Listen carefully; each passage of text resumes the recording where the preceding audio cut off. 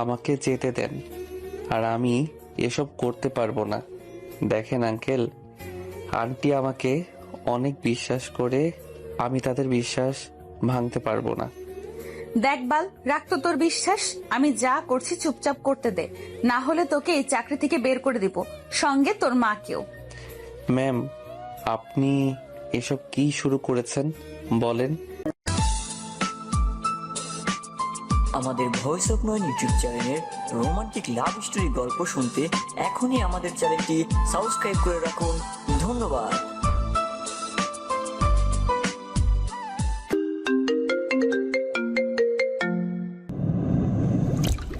চাইলেই তো বিয়ে করে স্বামীর সাথে এসব করতে পারেন। আঙ্কেল তো আপনাকে বিয়ে দেওয়ার জন্য উঠে পড়ে লেগেছে। বিয়ে? তাও আবার আমি? অসম্ভব। এই জীবনে আমি আর বিয়ে করেছিলাম না। বড় আপুকে দেখে আমার করুণা হয়। আর আমি কি না বিয়ে করে নিজের জীবন নষ্ট করব? তা একদমই না। ইচ্ছে হলে তোর সাথে করব এসব। দেখেন ম্যাম, এইসব করা অনেক পাপ। এর থেকে বিয়ে করে স্বামীর সঙ্গে যথেষ্ট তত আনন্দ করবেন, তখন কিছুই হবে না। প্লিজ আমাকে যেতে দেন এখন। থাক, মা বাবার সামনে কত অভিনয় করে গেলাম তোর সাথে এটা করব বলে, আর তুই কেন এরকম করছিস? ভালো হবে না বলছি। আব্বু আম্মু আসলে উল্টাপাল্টা বলে তোকে আর তোর মাকে কাম থেকে বের করে দিব। সরি ম্যাম, আমি আর 5টা ছেলের মতো নই। আমি কাজ করতে পারবো না। এখান থেকে বের করে দিলে আমি একটা না একটা কাজ জোগাড় করে নিব, সমস্যা হবে না। কথাটা বলেই স্বাধীন চলে যেতে নেবে, তখনই নেহা স্বাধীনকে পিছন থেকে টান দিয়ে খাটের উপর ফেলে দিয়ে স্বাধীনের উপর উঠে গলা চেপে ধরে বলতে লাগলো, কেন? আমি কি দেখতে সুন্দর না? দেখ কি হট ফিগার। এটা দেখে তো সব ছেলে পাগল হয়ে আমার দিকে তাকিয়ে থাকে, আর তুই কি না আমাকে কাছে পেয়েও দূরে সরিয়ে যাচ্ছিস। তোর মধ্যে কিছু তো একটা আছে, নাকি তুই ছেলে না? ধারবাল ম্যান, আপনি যা ইচ্ছা তাই মনে করেন, সমস্যা নেই। তাও আমাকে যেতে দেন তো। বুঝতে পারছি সোজা আঙুলে ঘি উঠবে না, আঙুলটা বাঁকাতেই হবে। তুই তো কিছু করবি না। দেখ, যা করার আমিই করছি। না ম্যাম, না, প্লিজ আমাকে যেতে দিন। স্বাধীনের কথা শুনে নেহা ধীরে ধীরে স্বাধীনের ঠোঁটের দিকে এগিয়ে যেতে লাগলো। প্রায় 5 মিনিট পর নেহা স্বাধীনকে ছেড়ে দিয়ে হাঁপাতে লাগে। ম্যাম, আপনি মানুষ না অন্য কিছু? কেউ কাউকে এইভাবে কিস করে? আর একটু হলেই তো মরে যেতাম। এখন ছাড়েন, ছেড়ে দেন আমাকে। দেখ, এত কিছু করার পরেও দেখছি তোর কোনো ফিলিংসই উঠছে না। বুঝতে পারছি তুই ওইটা যেটা ভাবছি, না হলে কেউ এইরকম করে না। সর, যা এখান থেকে এখন। হ্যাঁ ম্যাম, আপনি যা ভাবছেন আমি ওইটাই। এখন ওঠেন আমার উপর থেকে, যেতে দেন তো। তোকে যেতে দিতে পারি, বাট একটা শর্ত পূরণ না হলে যেতে দেব না। হ্যাঁ বলেন, এরপর আমাকে এখান থেকে যেতে দেন প্লিজ। আমি সব করতে পারবো না। আমি চাই না কোনো মেয়ের জীবন নষ্ট করতে। হয়েছে, তোকে অভিনয় করতে হবে না। তোরা অনেক অভিনয় করতে জানিস। জানিস ছেলে মানুষ মানে অভিনয়ের জন্য সেরা। ম্যাম, জানি না আপনি এরকম কথা বলছেন কেন, বাট সব ছেলে এক হয় না, যেরকম সব মেয়ে এক হয় না। ভালো মন্দ মিলে এই পৃথিবী, বুঝলেন? কথা তো এমন ভাবে বলতে শিখেছিস যা বলার মতো না। আর যা, রুম থেকে চলে যা, আর কেউ যেন এইসব জানতে না পারে। কথাটা বলেই নিহার স্বাধীনের উপর থেকে উঠে দাঁড়ায়। স্বাধীন নিহার কাছ থেকে ছাড়া পেয়ে দৌড়ে রুম থেকে বের হয়ে নিচে চলে যায়। নিহা স্বাধীনের যাওয়ার দিকে তাকিয়ে হাসতে লাগে। তার রুমে থাকা মিনি ফ্রিজ থেকে ড্রিঙ্কসের বোতল বের করে খেতে লাগে। অন্যদিকে স্বাধীন। নেহা ম্যামের আবার কি হলো? আজ হঠাৎ এরকম করছে কেন? কিছু তো বুঝতে পারছি না। দেখভাল সব মাথার উপর দিয়ে যাচ্ছে। আর নেহা ম্যামের কাছ থেকে দূরে দূরে থাকতে হবে। যা শুরু করেছে, যদি উল্টাপাল্টা কিছু হয়ে যেত আর আঙ্কেল আন্টি বা অন্য কেউ দেখে ফেলতো, তখন কি হতো? বাবা, তুই এখানে দাঁড়িয়ে কি ভাবছিস? এইভাবে নেহা মামুনের রুমে গিয়েছিলি কি কারণে? ডেকেছিল তোকে? এত তাড়াতাড়ি চলে আসলি যে? ও মা, তুমি আর বলো না, একটা পোকা বাথরুমে ছিল, ওটা দেখে ভয় পেয়েছে, তাই আর কি ডেকেছিল। কিন্তু তোকে এরকম দেখাচ্ছে কেন? গা ঘেমে গিয়েছে। আর ঠোঁটে কি? কথাটা বলে স্বাধীনের মা স্বাধীনের ঠোঁটে হাত দিতে যাবে, অমনি স্বাধীন দূরে গিয়ে দাঁড়ায়। কি রে, কি হলো তোর? এভাবে পিছিয়ে সরে গেলি কেন? আর দেখি তোর ঠোঁটে কি লাল লাল লেগে আছে? রক্ত নাকি ঠোঁট কেটে গিয়েছে আবার? না মা, রক্ত হতে যাবে কেন? জানি না, কি যেন কিভাবে যে লাগলো। দেখি এদিকে আয় তো, ঠোঁটে কি লেগেছে? না মা, দেখতে হবে না, থাকো তুমি। বাহিরে গাড়িটা অনেক ময়লা হয়ে আছে, ধুতে হবে। দেখ, তুই আমার সঙ্গে একদমই চালাকি করবি না। আমি তোকে জন্ম দিয়েছি, তুই আমাকে নয়। আমি ভালোভাবে বুঝতে পারছি, আর যা করছিস একদমই ঠিক করছিস না। নেহার বাবাকে তো ভালো করেই জানিস, ওরা অনেক ভয়ঙ্কর। দেখ বাবা, তুই আমার একমাত্র ছেলে, তোকে নিয়ে আমার যত আশা। প্লিজ বাবা, কিছু উল্টাপাল্টা করিস না। তুই মরে গেলে কিন্তু আমি মরে যাব। মা, তুমি এগুলো কি বলো? আর উল্টাপাল্টা মানে দেখো, তুমি যা ভাবছো একদমই ভুল। ভুল হলেই ভালো হয়। যা গিয়ে কাজ কর মনোযোগ দিয়ে, একটু পর নেহার বাবা চলে আসবে।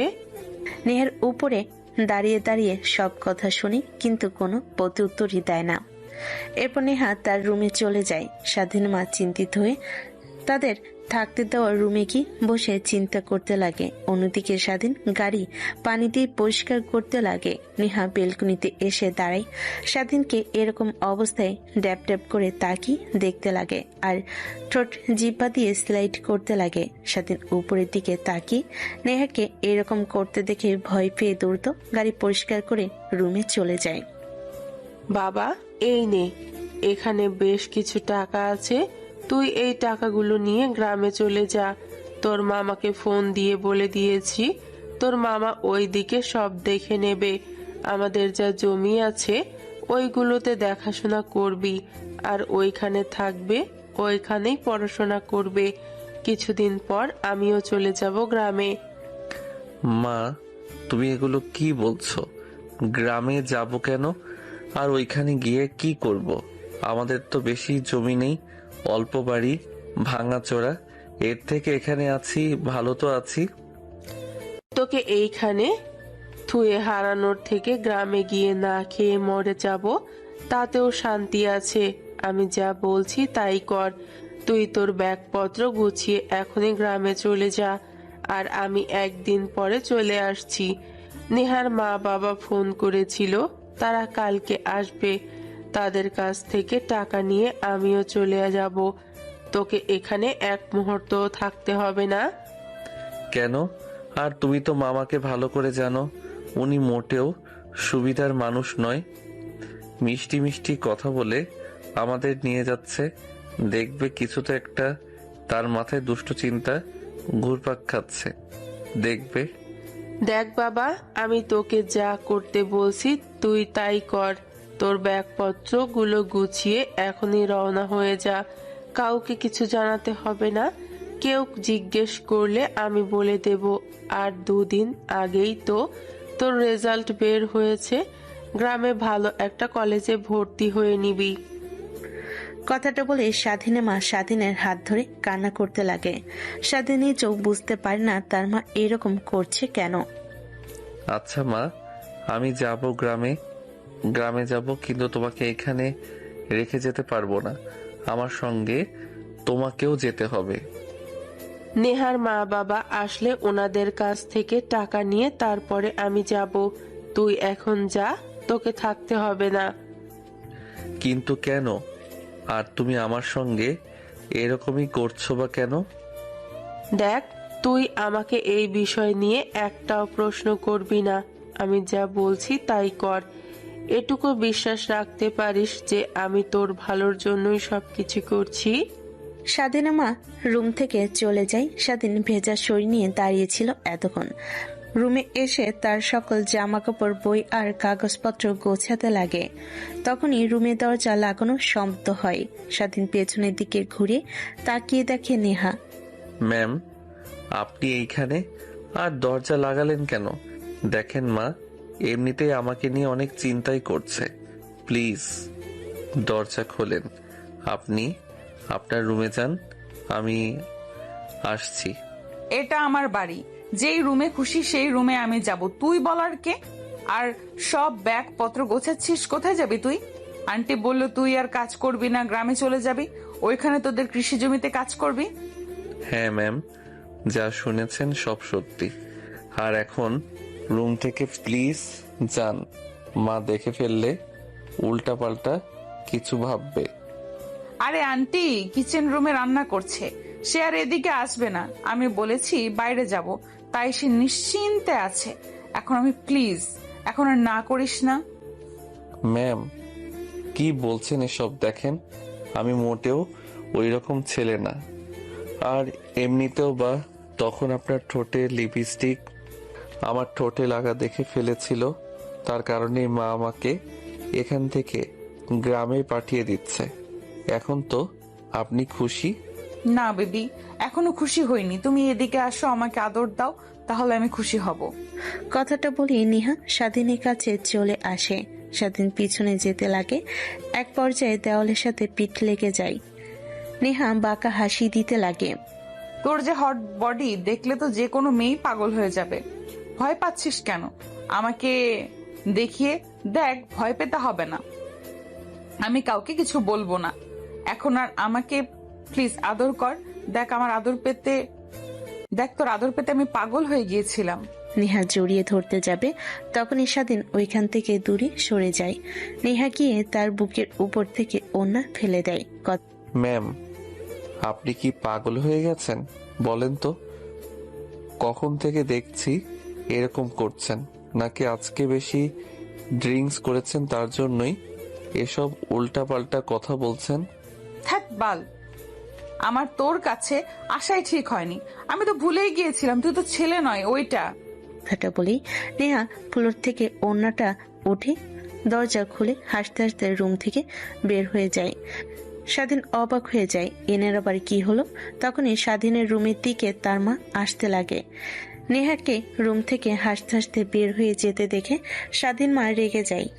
রুমে এসে স্বাধীনকে খালি গায়ে শুধু প্যান্ট পরিধান করা দেখে তার রাগ আরো দ্বিগুণ হয়ে যায়। স্বাধীনের কাছে এসে ঠাস ঠাস করে থাপ্পড় লাগিয়ে দেয়।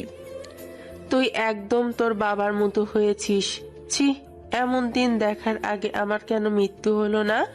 তোকে যত্ন দিয়ে ভালোবেসে এত বড় করেছি, তারপরেও তোর বাবার অভ্যাস তোর মধ্যে। মা তুমি এসব কি বলছো? আর বাবা এরকম মানে? দেখো মা, তুমি আমার কাছ থেকে অনেক কিছু লুকিয়ে আছো। আমি জানি, জেনেও কখনো তোমাকে প্রশ্ন করিনি। স্বাধীনের কথা শুনে তার মা কান্না করতে করতে বসে পড়ে। স্বাধীন তার মার হাত ধরে দাঁড় করিয়ে সোফায় গিয়ে বসিয়ে দেয়। অন্যদিকে নেহা উপর থেকে দাঁড়িয়ে সব দেখতে লাগে। কেন যেন তার অনেক খারাপ লাগতে লাগে। তার কারণে স্বাধীনকে থাপ্পড় দিয়েছে তার মা। দেখ বাবা, আমি অনেক দিন ধরে এই বাসায় কাজ করছি। নেহার মা বাবা যতটা ভালো ততটাই খারাপ। আর তুই নেহার সাথে যা শুরু করেছিস, এর পরিণাম ভালো কিছু হবে না, এটা আমি জানি। তাই আমি চাই না তুই আমার কাছ থেকে দূরে চলে যা। তোর কারণে আজ আমি বেঁচে আছি। দেখ প্লিজ, যা করছিস ওইখানেই সমাপ্ত দিয়ে এখান থেকে তুই তোর গ্রামে মামার কাছে চলে যা। আর আমাকে এ নিয়ে একটা প্রশ্ন প্লিজ করবি না তুই? আচ্ছা মা, ঠিক আছে, গ্রামে চলে যাচ্ছি। আর তুমি কালকে চলে এসো। ছেলের এমন কথা শুনে স্বাধীন মা স্বাধীনের কপালে চুমু দিয়ে হাসি মুখে রুম থেকে চলে যায়। তারপর স্বাধীন ব্যাগপত্র গুছিয়ে নেয়, নিজেকে পরিপাটি করে স্বাধীন তার মার কাছ থেকে টাকা নিয়ে বিদায় জানিয়ে বের হতে যাবে, এমন সময় নেহা বেলকনিতে দাঁড়িয়ে সব দেখে। স্বাধীনের চোখ যেতে নিচে নামিয়ে বাড়ি থেকে বের হয়ে রিক্সা নিয়ে বাস স্ট্যান্ডে চলে যান। এরপর ঢাকা থেকে সিরাজগঞ্জে যাওয়ার জন্য বাসের টিকিট কেটে কাউন্টারে বসে অপেক্ষা করতে লাগে। এমন সময় স্বাধীনের সামনে এসে একটা প্রাইভেট কার দাঁড় করায়। স্বাধীন চিনতে পারেন, দাঁড়িয়ে পড়ে। তখনই নেহা বের হয়ে আসে। নেহা স্বাধীনকে দেখতে পেয়ে এগিয়ে আসে। ম্যাম, আপনি এখানে কোথাও যাবেন? হ্যাঁ, যার জন্য তো এসেছি। তোদের গ্রামের বাড়ি কোথায়? ওইখানে যাব, চল। মানে কি? মানে হলো আমি তোর সাথে তোর গ্রামে যাব। দেখেন মা, আপনার মা বাবাকে ভয় পেয়ে আমাকে গ্রামে পাঠিয়ে দিচ্ছে, আর মা বুঝতে পারছে আপনি আমার সঙ্গে এরকম করছেন। প্লিজ এইখান থেকে যান, আর মা যদি জানতে পারে তাহলে সে অনেক কষ্ট পাবে। আমার মা আমাকে এত বড় করেছে অনেক কষ্ট করে, আমি চাই না আমার জন্য সে কষ্ট পাক। ও আচ্ছা, আমি ভাবছি তুই এমনিতেই যাচ্ছিস গ্রামে ঘুরতে, তাই যেতে চেয়েছি। আমি তো জানি না তুই একেবারে চলে যাচ্ছিস। আচ্ছা, দেখে শুনে যাস। নেহার চোখ দিয়ে এক ফোঁটা অশ্রু বের হতে নিলে হাত দিয়ে মুছে ফেলে। স্বাধীন দেখে অবাক হয়ে যায়। স্বাধীন নেহার যার দিকে তাকিয়ে থাকে। একটু পর বাস চলে আসলে স্বাধীন বাসে উঠে পড়ে। প্রায় 4 ঘন্টা পর স্বাধীন তার বাসায় চলে আসে। তার মামা বাড়িতে গিয়ে ফ্রেশ হয়ে তার মাকে ফোন করেন। বাবা, তুই গিয়েছিস? হ্যাঁ মা, একটু আগে এসেছি। আর তুমি যেন চিন্তা করো না আমাকে নিয়ে। বাবা, তোর সাথে কি নেহার কিছু হয়েছে? ও দেখি কোথায় জানি গিয়েছিল, আসার পর রুমে বসে আছে। খাবার খাওয়ার জন্য 2 বার ডাকতে গিয়েছি, কিন্তু কথাই বলছে না। ডেকে ডেকে শেষ পর্যায়ে রেখে এসেছি। দেখো মা, তুমি যা ভাবছো একদমই ভুল। আর আমার সাথে কিছুই হয়নি, তুমি শুধু শুধু ভয় পাচ্ছ। আর আমি আজকে আমাদের বাড়িতে গিয়ে সব পরিষ্কার করে রেখে আসবো। তুমি কালকে কিংবা তারপরের দিন আঙ্কেলের কাছ থেকে টাকা নিয়ে চলে এসো। ঠিক আছে বাবা। আর তোর মামি তেমন একটা ভালো না, তার কথা শুনে তুই আবার মন খারাপ যেন না করিস। যতদিন থাকবে তার কথা শুনে থাকবি। তারপর স্বাধীন তার মায়ের সাথে বেশ কিছুক্ষণ কথা বলে তখনই তার মামা রুমে আসে। কি ব্যাপার ভাগ্নে, প্রায় 3 বছর পর বাড়িতে আসলা, এসে আবার কিন্তু তো দেখাচ্ছ, কি হয়েছে? আর আপা আসলো না তোমার সাথে? না মামা, কিছুই হয়নি। মা আগামীকাল চলে আসবে, আর ঢাকায় ভালো লাগছিল না, তাই আর কি গ্রামে চলে আসলাম। এখন থেকে এখানেই থাকবো, এখানেই পড়াশোনা করব। ও আচ্ছা, তা আমরা শুনেছি তোমরা এখানে নাকি বড় লোকেদের বাড়িতে থাকতে, তা টাকা পয়সা কিছু আনোনি সাথে করে? না মামা, টাকা মা দিয়েছে, তা নিয়ে এসেছি। আজকে বাড়িটা ঠিক করতে হবে। আসার সময় দেখে আসলাম টিনগুলো ভেঙে গিয়েছে, বাজার থেকেই কিনে এসে ঠিক করতে হবে। স্বাধীনের কথা শুনে তার মামা মনমরা হয়ে যায়। তারপর স্বাধীনকে বলে, ও আচ্ছা, তাই বলো। ভেবেছি অনেক অনেক টাকা নিয়ে এসেছো। আচ্ছা আসো, খাবার খেয়ে নেবে। তোমার মামি তোমার আসার কথা শুনে অনেক রান্না করেছে। তারপর স্বাধীন তার মামার সাথে রুম থেকে বের হয়ে খাবার টেবিলে এসে খেতে লাগে। খাবার খাওয়া শেষ হলে রুমে গিয়ে রেস্ট নেয়। বিকেলের দিকে বাজারে চলে যায়। বেশ কিছু টিন আর কাঠ কিনে নিয়ে চলে আসে। তারপর সেগুলো দিয়ে বাড়িটা ঠিক করতে লাগে। কে বন্ধু, এতদিন পর তোর ভাইয়ের কথা মনে পড়লো? আর কারোর সঙ্গে কোনো কন্ট্যাক্টও নেই। একবার ভেবেছিলাম তুই বোধহয় মরে গেছিস, নাহলে বাড়িতে আসতে। ও তুই?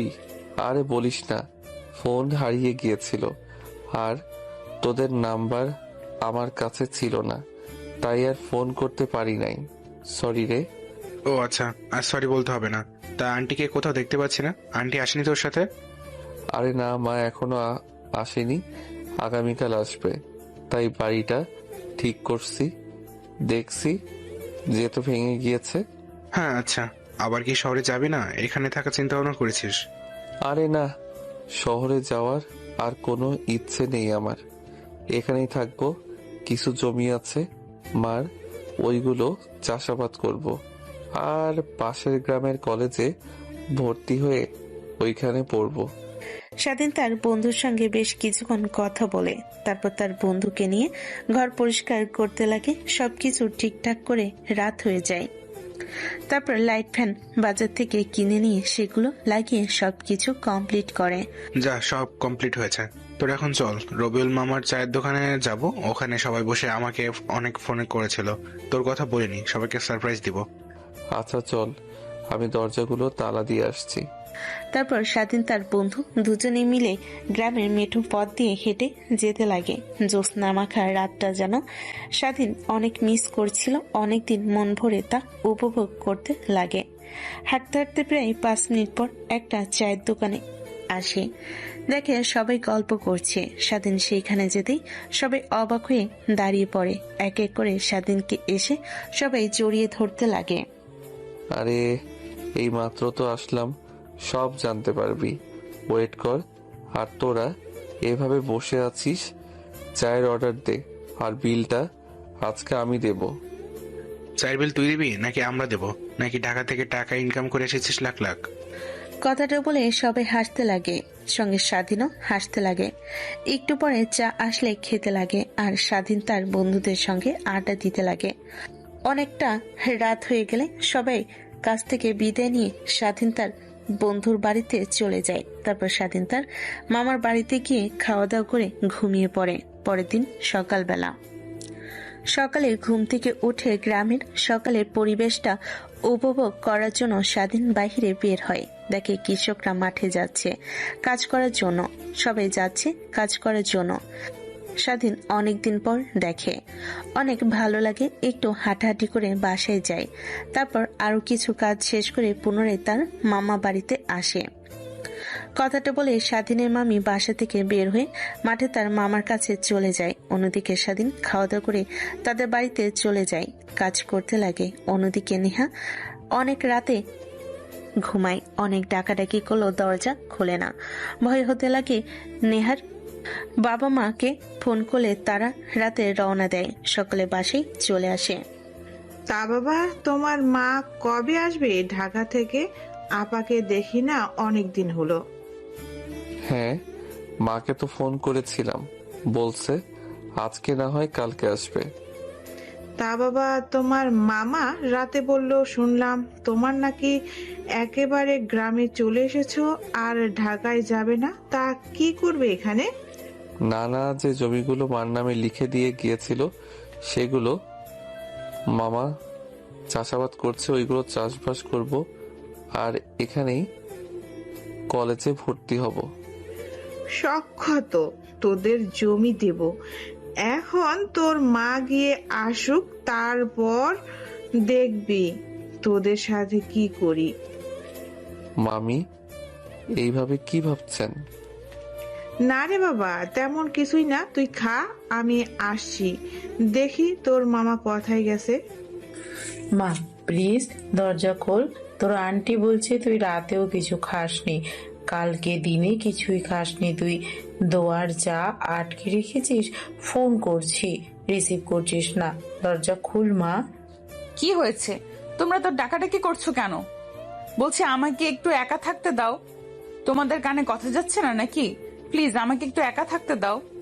মারে তোর কি হয়েছে আমাকে খুলে বল। দেখ তুই আমাদের একমাত্র মেয়ে, ছোট থেকে বড় হয়েছিস, কখনোই তুই যা চেয়েছিস তা তোকে দেইনি। এমনটা হয়নি, এরকম করছিস কেন? তোর জন্য বিয়ে বাড়ি থেকে তাড়াতাড়ি চলে আসলাম। তোকে যেতে বললেই এক ঘরে থেকে তুই গেলি না। কি হয়েছে না মা বল। নেহা কি বলবে বুঝতে পারে না আর মনে মনে ভাবে, মা বাবাকে আর বলেই বা কি লাভ? যাকে আমি ভালোবাসি, পছন্দ করি, সে তো আমাকে ভালোবাসে না। মারে কি হয়েছে, কি ভাবছিস? এইভাবে দেখ, আমাকে খুলে বল। নেহা তার মায়ের কথা শুনে স্বস্তির একটা নিঃশ্বাস ফেলে নিজেকে স্বাভাবিক করে খাটের উপর গিয়ে ফোনটা বের করে দেখে সকাল 10টা বাজে। তারপর চোখ মুছে কৃত্রিম একটা হাসি রেখা টেনে বলে, মা কিছুই হয়নি, আর সরি তোমাদের আনন্দ মুহূর্ত নষ্ট করার জন্য। তুমি যাও, আমি ফ্রেশ হয়ে আসছি। কথাটা বলে নেহা তার মাকে পাশ কাটিয়ে ওয়াশরুমে যেতে যাবে। তখনই নেহার মা হাত ধরে ফেলে। নেহা পেছনে ফিরে তার মায়ের দিকে তাকাতে নেহার মা বলে, ঠিক বলছিস তো? কিছুই হয়নি? সব ঠিক আছে তোমার? আমার সব ঠিক আছে। আসলে এত বড় বাড়িতে কখনো একা থাকিনি তো, তাই ভয় পেয়ে রুমের দরজা আটকে বসেছিলাম। তোমরা এসেছো, এখন সব ঠিক হয়ে যাবে। আর আমাকে নিয়ে এত চিন্তা করতে হবে না। নিচে যাও, আমি ফ্রেশ হয়ে আসছি, তারপর সবাই একসঙ্গে খাবার খাবো। তারপর নেহা ওয়াশরুমে চলে যায়। দরজাটা আটকে আয়নার দিকে তাকিয়ে থেকে নিজেই বলে, নেহা তুই কি করছিস? একটা ছেলের জন্য নিজে কিভাবে নষ্ট করবি? আর তুই ভালোবাসিস কথাটা বলেছিস একবারও? এমন যেমনটা করছিস, ওর জায়গায় অন্য কোনো ছেলে থাকলে তোর সঙ্গে উল্টাপাল্টা কাজ করতো। সেখানে ও ভালো ছেলের জন্যই বেঁচে গিয়েছিস। আর যদি বুঝিয়ে বলতে অবশ্যই বুঝতো। আর ওকে নিয়ে একদমই ভাববে না। নতুন করে সবকিছু শুরু কর, নতুন জীবন। কথাটা বলেই নেহা ফ্রেশ হয়ে নিজেকে পরিপাটি করে হাসতে হাসতে নিচে আসে। নেহার মা বাবা, স্বাধীনের মা বাবা অবাক হয়ে যায়। সবাইকে অবাক করে দিয়ে নেহা খাবার টেবিলে বসে খাবার খেতে লাগে। এভাবে সবাই তাকিয়ে আছো কেন? যেন ভূত দেখছো? আর সরি বাবা, তোমাদের আনন্দ নষ্ট করার জন্য। দেখ, বোকা মেয়ে, সরি বলতে হবে না। আর আমি জানি তুই একা এই বাড়িতে থাকতে পারবি না, তার জন্যই তো জোরাজুরি করছিলাম নিয়ে যাওয়ার জন্য, কিন্তু তুই তো গেলি না। বাদ দে এসব কথা। বিয়েতে একটা ছেলের সঙ্গে আমার পরিচয় হয়েছে, বাংলাদেশের একটা বড় মাল্টি ন্যাশনাল কোম্পানির মালিকের ছেলে। আমার অনেক পছন্দ হয়েছে, ভেবেছি ওর সঙ্গে তোর বিয়ে দিব। ছেলের নাম্বারটাও নিয়ে এসেছি। বাবা, এইসব নিয়ে আমি একদমই ভাবতে চাচ্ছি না। লেখাপড়া করব, নিজের পায়ে দাঁড়াবো, তারপরে এইসব নিয়ে চিন্তা করব। আর তোমরা কি টাকা পয়সার অভাব? আর তোমার কি টাকা পয়সার অভাব যে বড়লোক ঘরে আমাকে বিয়ে দিবে? আমার স্বপ্ন ছোট দেখে একটা ছেলেকে বিয়ে করব, তারপর তোমাদের নিয়ে একসঙ্গে থাকবো। নেহার এমন কথা শুনে নেহার মা বাবা নিজেদের মধ্যে চাওয়াচাই করতে লাগে। তারপর খাওয়া দাওয়া শেষ করে বসার রুমে বসে সবাই মিলে টিভি দেখতে লাগে। স্বাধীনের মা চা নিয়ে এসে সবাইকে দিতে লাগে। আচ্ছা, বাড়িতে আসার পর থেকে তো আমি স্বাধীনকে দেখতে পাচ্ছি না, ও কোথায়? ভাইজান, ও গ্রামে গেছে আর আসবে না। আমিও কাজ ছেড়ে দিয়ে আজকে গ্রামে চলে যাব। আপনাদের আসার অপেক্ষা করছিলাম। এসেছেন যেহেতু সবকিছু বুঝিয়ে দিয়ে ভাবি আসেন আপনি। কি বলছো তুমি? এসব কাজ ছেড়ে দিবে মানে? দেখো, তোমাদের তো কোনো অসুবিধা করছে না। স্বাধীন পড়াশোনা করতো, পাশাপাশি কাজ করতো। আমি কখনোই ওর পড়াশোনা নিয়ে কথা বলিনি। তুমিও ভালো করে জানো আমি আর তোমার ভাবি অনেক ভালোবাসি ছেলেটাকে। কিন্তু কি হলো, গ্রামে চলে গেল, তুমিও চলে যাবে? ভাইজান, আসলে আমার গ্রামের মানুষ তো, শহরে তেমন একটা আর ভালো লাগছে না, তাই ওইখানে চলে যাব। জমি আছে কিছু, এগুলো চাষবাদ করব। আর আমি আর আমার ছেলে তো দুজনের সমস্যা হবে না। আর আপনাদের অনেক অনেক ধন্যবাদ, আমাদের বিপদে পাশে দাঁড়িয়েছিলেন। নেহার মা কি যেন চিন্তা করতে লাগে। তখনই নেহার বাবা নেহার মাকে বলে, তুমি এবার কি ভাবছো বলো তো? যেহেতু কাজ করতে চায় না, গ্রামে চলে যাবে, তুমি সবকিছু বুঝে নিয়ে কিছু টাকা দিয়ে দাও। কই কিছু না তো। আচ্ছা আসেন আপনি আমার সাথে। নেহার মা স্বাধীনের মা চলে যায়। স্বাধীনের মা সবকিছু বুঝিয়ে দিতে লাগে। নেহার মায়ের রুমে গেলে বেশ কিছু টাকা দেয়। স্বাধীন মা রুমে এসে এসব গোছাতে লাগে। এমন সময় নেহার রুমে প্রবেশ করে। আন্টি, এইভাবে চলে যাচ্ছেন? আপনাকে অনেক মিস করব। আমিও মা তোমাকে অনেক মিস করব। তোমাদের বাসায় আসার পর থেকে কখনো তুমি আমার সঙ্গে খারাপ ব্যবহার করনি, কাজের মেয়ের মতো দেখনি আমাকে। ভালো থেকো মা। আর একটা কথা, এই বয়সটা ভুল করার, কিন্তু ভুলের জন্য কখনো নিজের ভুল কিছু সিদ্ধান্ত নিও না। ঠিক আছে আন্টি। তাই আপনাদের গ্রামের বাড়ি কোথায়? আর আমাকে অ্যাড্রেস দিবেন। আমার অনেক গ্রাম দেখতে ইচ্ছে করে, কিন্তু মা বাবা যেতে দেয় না। শুনেছি গ্রাম দেখতে অনেক ভালো লাগে।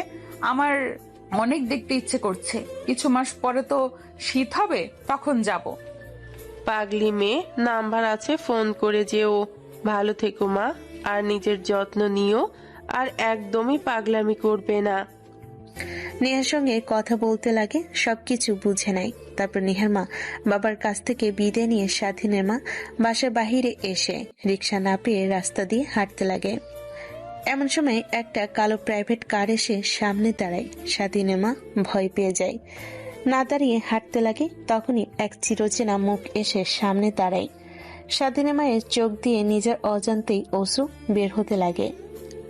তো তো তুমি তুমি এখানে যে, আর এত বছর পর গাড়িতে ওঠো? দেখেন, আমি আপনাকে ভুলে গিয়েছি, আর অতীত নিয়ে আমি আর বেশি দূরে যেতে চাই না। দেখো, আই এম সরি, আসলে আমার ওভাবে আসা উচিত হয়নি। আমি গিয়েছিলাম তোমাদের গ্রামে, কিন্তু আর খুঁজে পাইনি। শুনেছি তুমি নাকি মা হতে চলেছো, সবাই তোমার নামে মিথ্যা অপবাদ দিয়ে। তাই তুমি মিথ্যা অপবাদ নিয়ে গ্রাম ছেড়ে ঢাকায় চলে এসেছো।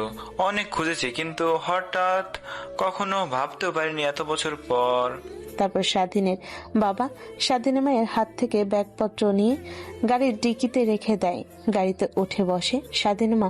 স্বাধীনের বাবা ড্রাইভ করতে লাগে। এখন কোথায় যাচ্ছ তুমি, আর আমার ছেলে কোথায়? আমার গ্রামের বাড়ি তো চেনো না, ওই দিকে যাও, গ্রামে যাব। আর তোমার ছেলেকে অনেক যত্ন করে বড় করেছি, তাকে নিয়ে এসো। স্বাধীনের বাবা স্বাধীনের মায়ের এমন কথা শুনে অনেকটা অবাক হয়ে যায়। প্রশ্নসূচক দৃষ্টিতে বেশ কিছুক্ষণ তাকিয়ে থাকে। আর কত কাজ করবে, সব তো হয়ে গিয়েছে। এখন আন্টি আসলে দেখবি কত খুশি হয়ে যায়। বাড়িতে যা, খাবার খেয়ে আয়, আমিও যাচ্ছি। আচ্ছা, যাচ্ছি। আর তুইও যা। আরো অনেক অনেক ধন্যবাদ তোকে আমাকে হেল্প করার জন্য। আমার কাছে এখন টাকা নেই, মা আসলে তোকে কিছু টাকা দেব। আরে পাগল, সবকিছু হিসাব টাকা দিয়ে কখনই হয় না। তুই বন্ধু, এতদিন পরে এসেছিস, আর তোকে সাহায্য করবো না তো কি করে করব বল? আর এসব কথা বলবি না আমাকে। তারপর স্বাধীন তার বন্ধুর সঙ্গে কথা বলতে বলতে তার মামা বাসায় চলে আসে। বাড়ির সামনে চলে আসে, বাড়িতে ঢুকতে যাবে এমন সময় রাস্তায় বড় প্রাইভেট কার দেখে অনেকটা অবাক হয়ে যায়। ধীরে ধীরে বাসার ভেতরে প্রবেশ করে, কাউকে দেখে না। তার রুমের দিকে যেতে যাবে এমন সময় তার মায়ের একজন মধ্যবয়স্ক লোক জড়িয়ে ধরে কান্না করছে। স্বাধীন অবাক হয়ে যায়, মাথা নিচু করে রুমের ভিতর প্রবেশ করতে লাগে। স্বাধীনের বাবা দেখে উঠে খাটের উপর বসে পড়ে। মা, ইনি কে? এর আগে তো ওনাকে কখনো দেখিনি। বাবা, তোর কাছ থেকে অনেক কিছু লুকিয়েছি আমি, আর কিছু লুকাতে চাই না। তোকে বলেছিলাম তোর বাবা তোকে ছোট রেখে মারা গিয়েছে, আসলে না, এটা তোর বাবা। মানে কি বলছো মা এগুলো তুমি? আর উনি যদি মারার না যেয়ে থাকে, তাহলে এত বছর তো আমাদের খোঁজ নিতে পারতো। কখনো তো দেখিনি তাকে খোঁজ নিতে। বাবা প্লিজ, তুই তোর বাবাকে ভুল বুঝিস না। আসলে আমি তোর বাবার কাছ থেকে লুকিয়ে লুকিয়ে দূরে সরে থেকেছি, তাই তোর বাবা খোঁজও আমাদের পায়নি। ও আচ্ছা, বুঝতে পারছি। তা তিনি এখন কি চাই আমাদের কাছ থেকে? বাবা, এমন ভাবে কথা বলিস কেন? নয় তোর জন্মদাত্রী বাবা, আর এখন তুই তোর বাবার সাথে তাদের সাথে থাকবি। মানে কি বলছো তুমি মা এসব? তুমিও কি যাবে না? না বাবা, আমি যাব না। শহর আর আমার একদমই ভালো লাগে না, এখানেই থাকবো। তুই তোর বাবার সাথে যা। আর উনি কিন্তু অনেক বড় মানুষ, ওনার বড় বড় কোম্পানি আছে, যেগুলো বাংলাদেশের টপ কোম্পানিগুলোর মধ্যে জায়গা দখল করে রেখেছে। স্বাধীন কথাটা শুনে অনেকটা অবাক হয়। এত বড় মানুষ তার বাবা। বাবা, তুই ওনার সাথে গেলে তোর লাইফ সেটেল হয়ে যাবে। তুই ওনার সাথে যা, আর আমাকে নিয়ে তোর ভাবতে হবে না। মা, আজ পর্যন্ত তোমার কোনো কথা ফেলে দেইনি, কিন্তু এটা পারবো না। আমি তোমাকে ছেড়ে আমি কোথাও যেতে পারবো না, সেটা যে কেউ আসুক না কেন। আর ওনাকে তো আমি এর আগে কখনো দেখিও নি, তাহলে কিভাবে হঠাৎ করে একজনকে বাবা বলে সম্বোধন করতে পারবো? তুই ওনাকে চলে যেতে বলো, আমি যাব না, তোমার সাথে থাকবো। বাবা এইভাবে প্লিজ বলো না। দেখো, তোমাকে আর তোমার মাকে আমি অনেক খোঁজার চেষ্টা করেছি, কিন্তু কোথাও পাইনি। শেষমেশ হাল ছেড়ে দিয়েছিলাম। আজ হঠাৎ রাস্তায় দেখা হয়। বিশ্বাস করো বাবা, অনেক খুশি হয়েছি। প্লিজ আমাকে ভুল বুঝো না। হ্যাঁ, এটা স্বীকার করছি, তোমার মার সাথে আমি অনেক খারাপ আচরণ করেছি। তার কারণে তোমাকে আর তোমার মাকে আমি হারিয়ে ফেলেছি। দেখেন, আমি আপনাকে চিনি না, আর আপনাকে চিনতেও চাই না। আমার মা, আমার বাবা সব উনি। সো আপনি আসতে পারেন। স্বাধীন মা উঠে স্বাধীনের গালে ঠাস ঠাস করে থাপ্পড় মারতে লাগে। স্বাধীনের বাবা উঠে স্বাধীনের মাকে ছাড়িয়ে দেয়। তোকে আমি এই শিক্ষা দিয়েছি কিভাবে বাবার সাথে কথা বলতে হয়।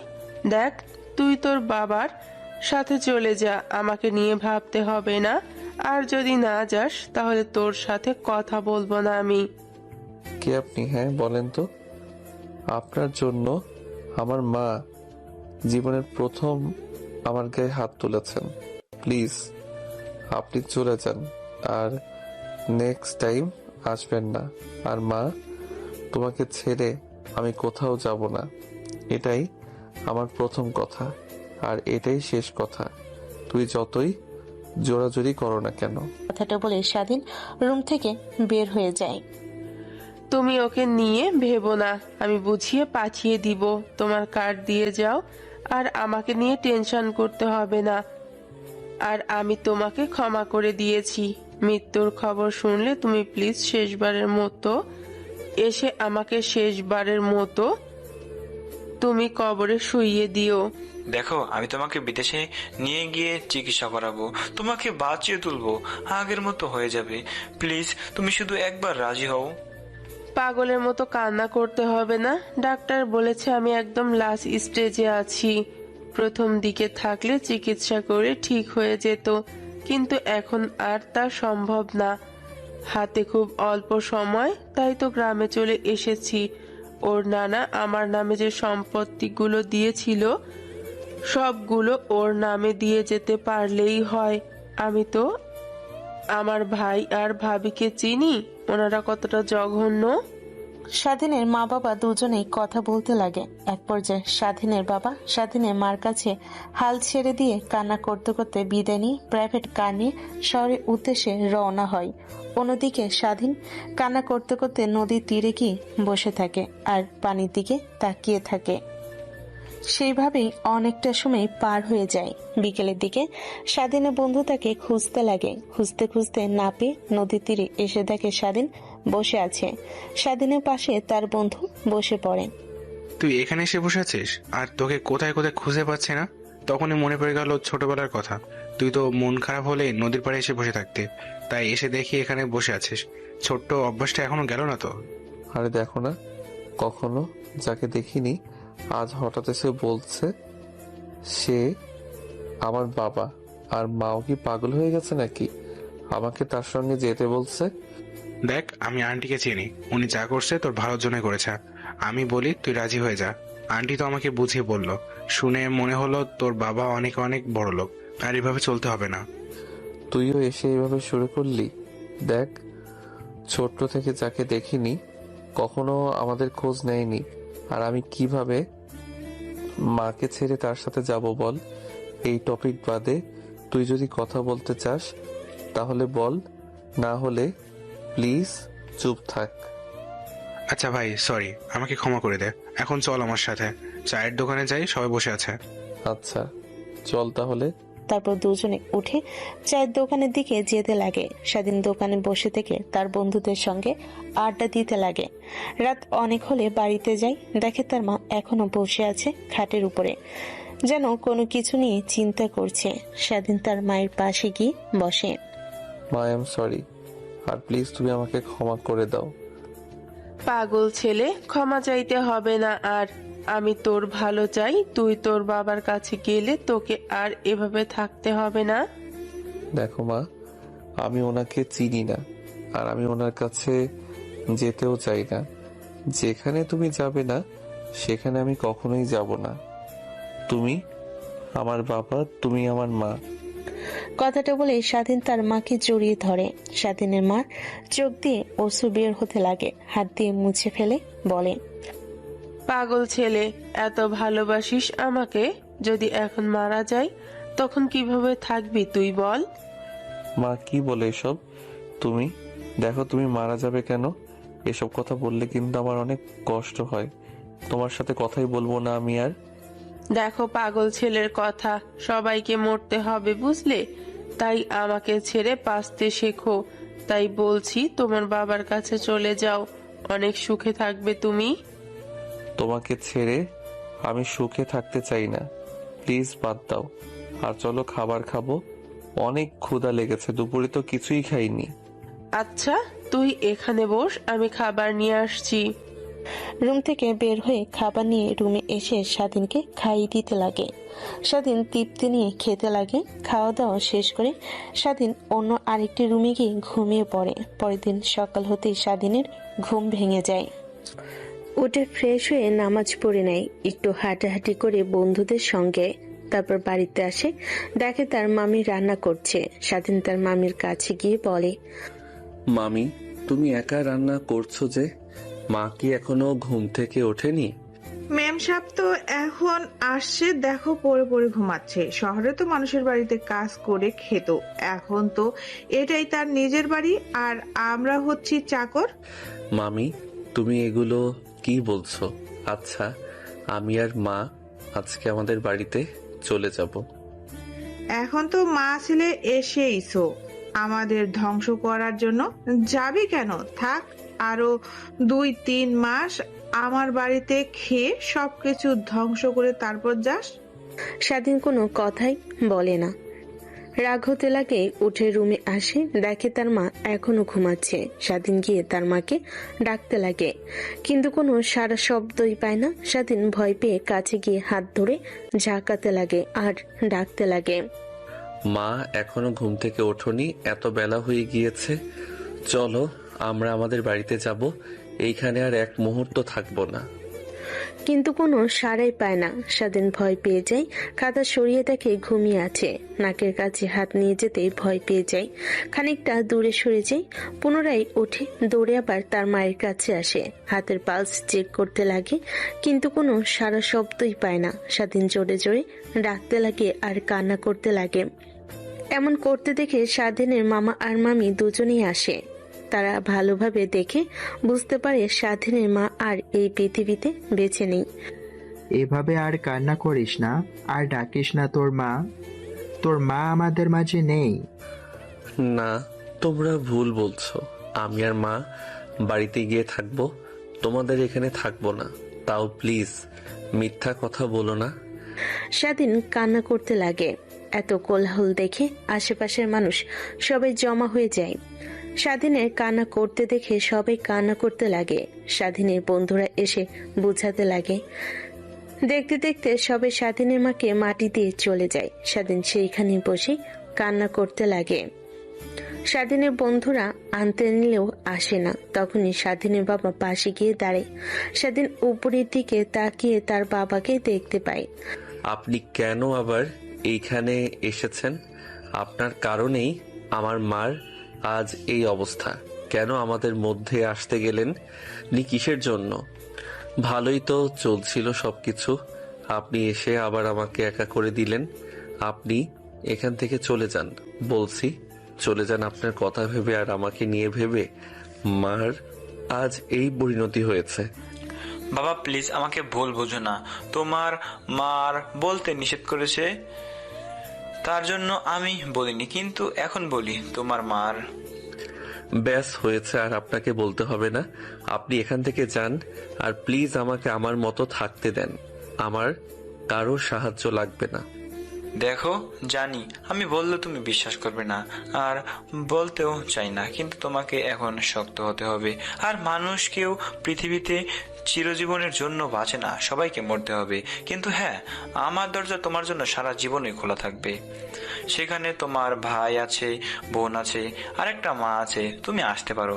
এই নাও আমার কাছে শুধু একবার ফোন করবে, পৃথিবীর যেখানে থাকো না কেন আমি তোমার কাছে চলে যাব। স্বাধীন কার্ডটা নিয়ে ছিঁড়ে ফেলে দেয়। স্বাধীনের বাবা দেখে কেন যেন খারাপ লাগে, কান্না করতে লাগে, তারপর সেইখান থেকে চলে যায়। স্বাধীন কান্না করতে করতে অবচেতন হয়ে যায়। তার বন্ধুরা ধরাধরি করে স্বাধীনকে বাসায় নিয়ে আসে। এভাবে কেটে যায় একটা মাস। এভাবে আর তো মামার ঘাড়ের উপর বসে বসে আর কতদিন খাবি? তোর ছোট ভাই শহরে থেকে পড়াশোনা করছে, ওকে টাকা দিতে হয়, তোর মামা একা সামলাতে পারে না, তুই কিছু একটা এখন কর। আমি আগামীকাল থেকে আমি মাঠে কাজ করব। মার জমিগুলো আমাকে বুঝিয়ে দিতে বলো আমাকে, তাহলে হবে। তোর মায়ের জমি ছিল কই? আমি তো জানি না। আর তোর মামা তোর মায়ের জমি দেখাশোনা করে কই? কেন, তোমাদের পাশের জমিটুকু আর ওই জমিগুলো তো সব মার মামা দেখাশোনা করেন। আর মামার যা জমি ছিল সব তো সে বিক্রি করে দিয়েছে। কি যেন ব্যবসা করবে, তার জন্য সব জমি বিক্রি করে ব্যবসা শুরু করলে সেখানে লস হয় আর টাকা উসুল হয় না, তাই জমিগুলো আর ফিরে পায় না। মা আমাকে সব বলেছে। তোর মা তোকে ভুল বলেছে, মিথ্যা কথা বলেছে। তোর মায়ের কোনো জমি নেই, সব তোর মামার। আর তোরা যে বাড়ি করেছিস ওটাও তোর মামার। তোর মামা দয়া করে তোর মাকে থাকতে দিয়েছিল, আর তোর মা তার জমি সব বিক্রি করে দিয়ে ঢাকায় চলে গিয়েছিল তোকে নিয়ে। স্বাধীন আর তার মামির দুজনে কথা কাটাকাটি করতে লাগে। তখনই তার মামা চলে আসে। স্বাধীনের মামা সব শুনে বলতে লাগে, তোর মামি তো ঠিক বলেছেন, তোর মার কোনো জমি নেই, সব আমার, বুঝলি? আর বাড়ি থেকে বের হবি তুই। এখন এত বড় ছেলে হয়ে আমার ঘাড়ের উপর বসে থেকে কয়েকদিন খেলি, লজ্জা করে না তোর? মামা, তুমিও মিথ্যা কথা বলছো।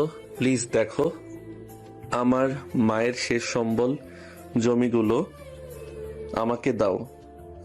আমি আর কোথাও যেতে চাই না। মার কবরের পাশে বাকিটা জীবন পার করে দিতে চাই। আচ্ছা, তুই বিশ্বাস করছিস না তাই তো? এখানে দাঁড়া, আমি সব দলিলপত্র নিয়ে আসছি, তারপরে সব বুঝতে পারবি। স্বাধীনের মামা রুমে ঢুকে কিছু দলিল বের করে নিয়ে আসে। সেগুলো দেখাতে লাগে। স্বাধীন দেখে অবাক হয়ে যায়, কি বলবে ভাষা খুঁজে পায় না। মাথা নিচু করে সেখান থেকে চলে যায়। রুমে গিয়ে সবকিছু গোছাতে লাগে। এমন সময় তার মায়ের বাক্সের দিকে নজর যায়, খুলতে দেখে একটা চিঠি। বাবা, আমি জানি তুই যখন এই চিঠিটা পড়বে তখন আমি এই দুনিয়াতে হয়তোবা আর বেঁচে থাকবো না, কারণ আমাকে তো মরতেই হবে। মরণ ব্যাধি রোগ, ক্যান্সার হয়েছে আমার, যা চিকিৎসা করার আমার পক্ষে সম্ভব নয়, আর এখন আর হবেও না, কারণ একদম লাস্ট স্টেজে। ডাক্তারের কাছে গেলে সে বলে আর কিছুদিন বাঁচবো আমি। দেখ, তুই তোর বাবাকে ভুল বুঝিস না, সে অনেক ভালো মানুষ, কিন্তু পরিস্থিতির কারণে আমার সঙ্গে এমনটা করেছে সে। আমি জানি অনেক খুঁজেছে আমাকে, কিন্তু আমি তার কাছে যাইনি। আর তোর মামা মামি অনেক বাজে, তারা উপরে যেরকম ভালো দেখায় বাস্তবে তারা থেকে জঘন্য। তাই বলবো তুই তোর বাবার কাছে যা, সে তোর জন্য ভালো ভবিষ্যৎ করে দেবে। আমি ওপর থেকে তা দেখে যেন সুখে থাকতে পাই, খুশি হই, ইতি তোর মা। স্বাধীন চিঠিটা পড়ে অঝরে কান্না করতে লাগে। তারপর ব্যাগপত্র গোছাতে লাগে। তার মায়ের একটা ছবি তার ব্যাগে গুছিয়ে নেয়। তার জামা কাপড় আর কিছু প্রয়োজনীয় ডকুমেন্ট নিয়ে বের হই সে। কি করবে সে নিজেও জানে না। তার বাবার কাছে ফিরে যেতে চায় না। ভাবে সেই আঙ্কেলের বাসায় যাবে যেখানে আগে সে কাজ করত, কিন্তু এত দূর যাওয়ার জন্য তার কাছে এখন আর টাকা নেই। তাই ফোন বের করে তার বন্ধুকে ফোন করে। ফোন দিতে রিসিভ করে। স্বাধীন বলে, বন্ধু প্লিজ একটা হেল্প করবে আমার? কে? আরে তুই এভাবে বলছিস কেন? বল কিভাবে সাহায্য করতে পারি তোকে। মানে কি করে যে বলি তোর সাথে? তুই কোথায়? আমি নদীর পাড়ে বসে আছি, একটু আসবি তুই এখন? আচ্ছা, তুই ওখানে থাক, আমি 2 মিনিটের মধ্যে আসছি। স্বাধীন ফোন রেখে দেয়। নদীর পানির দিকে তাকিয়ে থাকে। জোয়ারের পানিতে নদী এখন পরিপূর্ণ হয়ে গেছে। মাঝে মাঝে 2-1টা নৌকা চলে যাচ্ছে তাদের নিজ নিজ গন্তব্যে। তখনই পাশে এসে তার বন্ধু এসে বসে। স্বাধীন তাকিয়ে দেখে। কিরে, তোর আবার কি হয়েছে? এভাবে জরুরিভাবে তলব করলি আর এই ব্যাগ গুছিয়ে এনেছিস দেখছে, কোথাও যাবি নাকি? মামি বাড়ি থেকে বের করে দিয়েছে। কি? ও আচ্ছা, তোর মামা বাড়ির মানুষ যেমন, তাদের পক্ষে এটা অস্বাভাবিক কিছু না। তা তুই তোর বাড়িতে যেতে এখানে এসেছিস কেন? তারপর স্বাধীন তার বন্ধুকে সব কথা খুলে বলে। স্বাধীনের বন্ধু শুনে অবাক হয়ে যায়। তাই বলে তুই ছেড়ে দিলি? গ্রামের সবাই তো জানে তোর মামা সয় সম্পত্তি সব বিক্রি করে দিয়ে ব্যবসা করতে গিয়ে লস খায়, আর তার যে জায়গা ছিল সব তো মায়ের। বুঝতে পারছি, সব তোর মামা আর মামির পরিকল্পনা। তারা তোর মা তোমারে দিয়ে মিথ্যা আঙুলে সই দিয়ে সিগনেচার দিয়ে তোরা নিজেদের নামে করে নিয়েছে। হ্যাঁ, আমিও এটাই ভাবছি, কিন্তু এখন কি করব কিছুই বুঝতে পারছি না। তাদের গিয়ে বললে জানি কখনোই আর জায়গাগুলো, তাই ভাবছি আগে যেখানে কাজ করতাম ঢাকা, সেখানে চলে যাব। কিন্তু ঢাকায় যাওয়ার জন্য আমার কাছে টাকা নেই। তুই যদি কিছু টাকা দিতি, আমি ঢাকায় গিয়ে তোকে সব টাকা ফিরিয়ে দিতাম। ও আচ্ছা, তা তুই এই কথা আগে বলবি না? এভাবে আমতা করতে হয়? তুই এখানে দাঁড়া, আমি দোকান থেকে এখনই টাকা নিয়ে আসছি। কথাটা বলে স্বাধীনের বন্ধু উঠে দৌড় দেয়। প্রায় 5 মিনিট পর ফিরে আসে। এই নে টাকা, আর ফিরিয়ে দিতে হবে না। আর হ্যাঁ, আগে কিন্তু আন্টি ছিল তোর সাথে, এখন কিন্তু সে নেই। সব বুঝে শুনে কাজ করিস। স্বাধীন উঠে তার বন্ধুকে জড়িয়ে ধরে কান্না করতে লাগে। স্বাধীনকে কান্না করতে দেখে বলে, ধ্যাৎ পাগল, এভাবে কেউ কান্না করে? অনেক উপকার করলি তুই আমার, তোর উপকার আমি জীবনে কখনো ভুলবো না। হয়েছে, তোকে আর ধন্যবাদ দিতে হবে না। এখন রওনা দে, বেলা তো অনেক হয়েছে, না হলে আবার যেতে রাত হয়ে যাবে, তখন আমার সমস্যা হতে পারে। তো চল, আমি তোকে এগিয়ে দিয়ে আসি। কথাটা বলেই মাটি থেকে ব্যাগ নিয়ে হাঁটা দেয়। স্বাধীন আসতে লাগে। তারপর বাস কাউন্টারে গিয়ে টিকিট কেটে অপেক্ষা করতে লাগে। আর স্বাধীন তার বন্ধুর সঙ্গে কথা বলতে লাগে। একটু পর বাস চলে আসে। স্বাধীন উঠে বসে, তার বন্ধুকে বিদায় জানাই। কেন যেন বুকের ভেতরটা দুমড়ে মুচড়ে যাচ্ছে। গ্রাম ছেড়ে যেতেই ইচ্ছে করছে না, কিন্তু কি আর করার, যেতেই হবে এখন। প্রায় 5 ঘন্টা পর ঢাকায় গিয়ে পৌঁছায়। একটা রিক্সা নিয়ে সোজা নিহাতের বাসার সামনে চলে যায়। দারোয়ান স্বাধীনকে দেখে বলে, আরে বাবা, তুমি এতদিন পরে কোথা থেকে? স্যারকে জিজ্ঞাসা করলে বলতো যে তুমি আর তোমার মা চলে গিয়েছে গ্রামে, আর আসবে না আজ হঠাৎ। আর তোমার মা কোথায়? তাকে তো দেখছি না। স্বাধীন দারোয়ানকে জড়িয়ে ধরে কান্না করতে লাগে। দারোয়ান স্বাধীনকে তার কাছ থেকে ছাড়িয়ে বলে, কি হয়েছে বাবা? তোমরা এভাবে কান্না করছো কেন? এমন দেখাচ্ছে কেন তোমাকে? তারপর স্বাধীন দারোয়ানকে সব কথা খুলে বলে।